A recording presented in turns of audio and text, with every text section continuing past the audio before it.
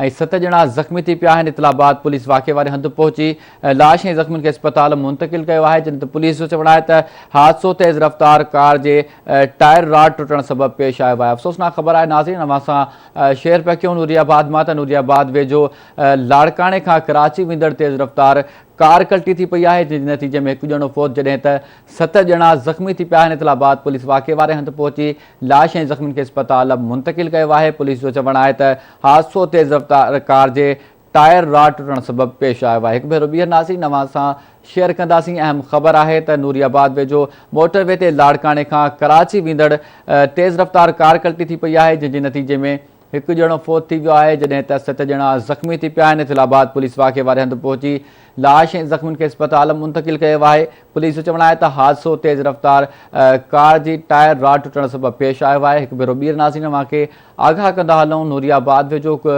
Motorway ते लाड़काणे खां कराची वेंदड़ तेज़ रफ़्तार कार कल्टी थी पई आहे, जंहिंजे नतीजे में 1 ॼणो फौत जॾहिं त 7 ॼणा ज़ख़्मी थी पिया आहिनि। इन हवाले सां वधीक ॻाल्हि ॿोल कंदासीं। नूरियाबाद मां आवाज़ न्यूज़ रिपोर्टर असद पालारी असां सां टेलीफोन लाइन ते मौजूदु आहे। जी असद, हादसे बाबति कहिड़ा अपडेट्स आहिनि? जो मोटरवे रोड ते लूणी कोट थाने जी हद आहे, उते लाड़काणे खां कराची वेंदड़ तेज़ रफ़्तार कार जो टायर टुटण सबबि कल्टी थी पई आहे, जंहिं नतीजे में हिक ई ख़ानदान जा 7 ॼणा ज़ख़्मी ऐं 1 ॼणो फौत थी वियो आहे। फौती जी सुञाणप जी गुलाम ज़ैनब जे नाले सां थी आहे। ज़ख़्मियुनि में सईद रोशन शाह, ताज बीबी, सैद ज़ुल्फ़कार शाह, बीबी दवा बतौल ऐं बीबी मुनवरा शाह, अब्बास शाह, ज़हूर शाह फौती ऐं ज़ख़्मियुनि खे नूरियाबाद ट्रामा सेंटर ते आंदो वियो आहे इजराकारनि जे तरफ़ां, जिते ज़ख़्मियुनि खे तिबी इमदाद ॾिनो पियो वञे ऐं फौती जे मुंहुं जेको आहे उहो ज़रूरी कार्रवाई करण बैदि वापस हवाले कयो वेंदो। जी ठीकु आहे असद, वॾी महिरबानी इन हवाले सां अपडेट करण जे लाइ।